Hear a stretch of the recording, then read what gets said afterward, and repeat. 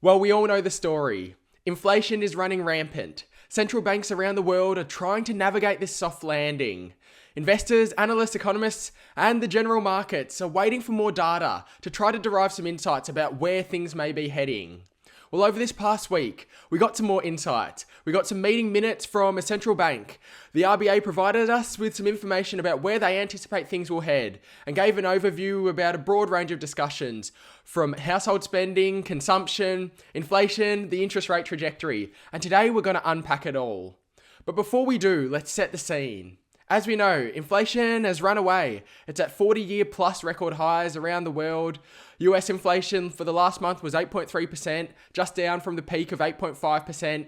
UK inflation was at 9%. And in Australia, it was above that 5% mark. We know that it's well above the guidelines that many of the central banks have set. On the back of all of that, we've seen the tightening of monetary policy. We of course know there was ultra-loose accommodative policies in place to help to navigate the virus, the lockdowns, and everything that came as part of that. But now we've seen central banks raising rates. The Federal Reserve has raised rates twice. We've got plenty of indications from Jerome Powell and other Fed officials about the trajectory of that. Of course, we know that quantitative tightening and unwinding of balance sheets is commencing. Federal Reserve will be starting from June, but other central banks are looking at how they will roll this process out as well. We know there's still macroeconomic uncertainties. Supply chains are still a difficulty. Geopolitics, of course, is still hanging over the world. The question, of course, is where is the neutral rate? How will we get there? And what happens on the way there? Of course, the markets are hoping that central banks will not have a policy misstep and they'll be able to navigate this soft landing, but the pathway and runway for it is getting more and more narrow. As we go through this, I'd love to know your thoughts. Drop in a comment below what you think about the current state of play and where you think things might head from here. And so here we have it. The RBA provide a range of different insights throughout their meeting minutes. It's worth noting that there is a lag time from when this meeting was and when the minutes are released. But they give a great overview about international economic developments, about the domestic developments, their rationale behind their decision. So let's work our way through it and take away some of those key components that they have. So first and foremost, they discuss the international macroeconomic sphere. I think we're all familiar with it. Inflation's been rising further in recent months, and many advanced economies have advanced higher than several decades. We're at 40-year plus highs for many of these economies. We've seen a strong recovery in global demand, ongoing disruptions to supply chains. These have not eased yet, but there is hope that towards the back end of this year, we'll start to see that subside, and hopefully that will help to facilitate a deceleration in the rate of inflation. Increases in commodity prices, we're all familiar with that, particularly across the commodity supply chain. And of course, the Ukrainian situation and other geopolitical discussions. So we've seen central banks hasten the pace at which they're withdrawing policy accommodation. That's not just raising rates and moving back to a more normalized policy setting, but also quantitative tightening discussions as well. But there's obviously a range of uncertainties still clouding that global outlook.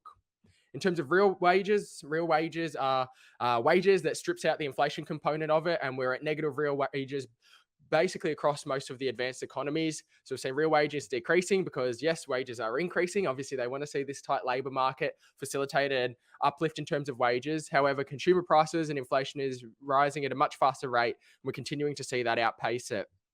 Of course, we've seen a significant uplift in terms of inflation in the UK. We saw that 9% print recently, which gas prices and energy prices were a huge component of that. And they anticipate that a further decline in real wages is likely as prices continue to increase more so.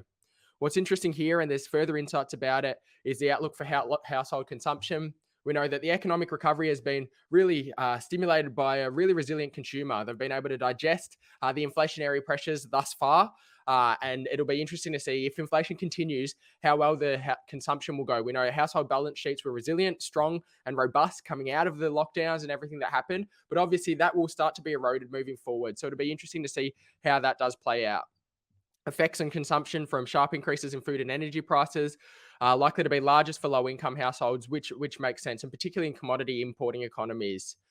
Commodity prices are a key component here. The RBA provide a real good insight there about why that's important. We know that it's not just commodities in terms of the resources out of the ground, but we obviously have had a large discussion about grain, Ukraine as the breadbasket of Europe, and fertilizer prices and all of the associated discussions there.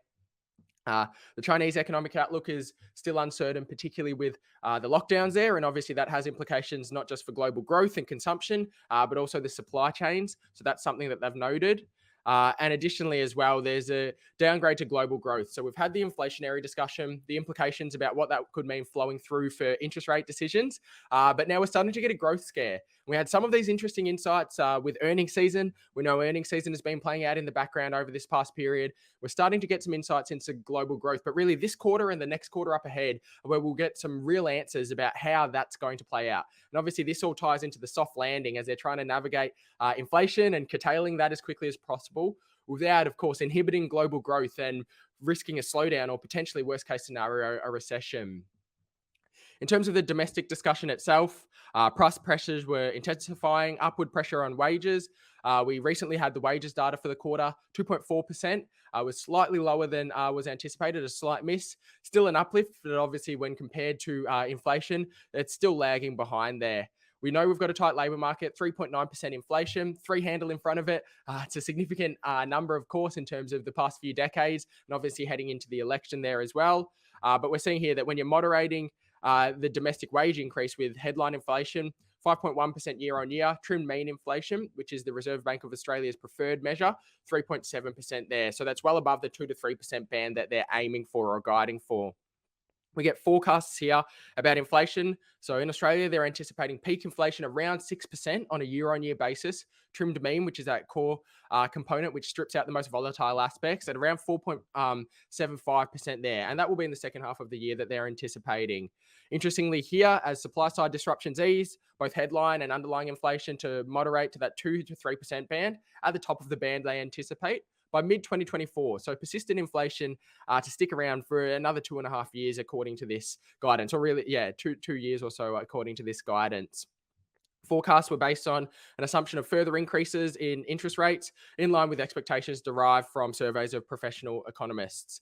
Obviously, still discussions about the labour market and how that will look. We know that they want to see wages growth. We've got a tight labour market now. We've had a range of different insights on the jobs and the wages front. Obviously, migration is going to have an input into that, but we're getting some discussions about skilled shortages as well. So it'll be interesting to see how this upcoming period plays out on that labour market front. And then when we scroll down, what's really fascinating was the insights surrounding the discussion of how they made the decision. So as mentioned, coming into the consensus, it was 15 basis points was where most economists had it sitting. Some were thinking maybe no rate rise until we got wages and jobs data. But then they surprised most economists with the 25 basis point rise. As we can see here, the forecast for unemployment to around 3.5% by early 2023, which would be multi-decade lows there. And interestingly, as we can see here, obviously they've referenced the fact that inflation was higher than the target range and substantially at that 5%, 5 handle there that we're seeing. But based on a technical assumption of the cash rate increasing to 1.75% by end of this year is the forecast, and then around 2.5% by the end of 2023.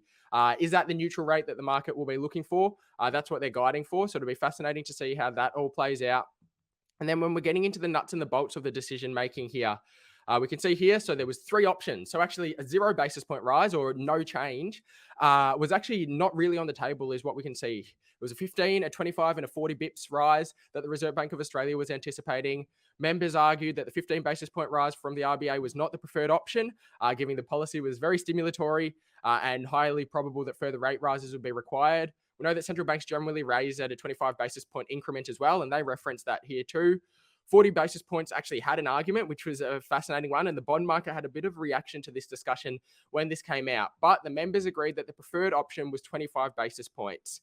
The board meets monthly. There's obviously further opportunity to review the setting as more data comes in and obviously as the economy has time to play out. So it's going to be very interesting. There was a lot of references here about the unwinding of the balance sheet. We know the Federal Reserve will be $95 billion per month from that $9 trillion balance sheet that's been expanded over the past period as it scales up from the June commencement. And of course, we'll continue to wait to see. So the board decided to increase the cash rate to 25 basis points. It's now at 0.35 at that cash rate. But of course, there'll be further discussions from here on out. It's an interesting discussion. Many central banks will continue to meet. There's a lot of uncertainties about how they'll navigate this soft landing, but we'll continue to watch it from here. It's a fascinating time. The market continues to wait for answers. If you're interested in the macroeconomic picture, here's another discussion about where things currently sit and where we might head from here moving forward. Thank you so much for joining us. For now, stay well and happy investing.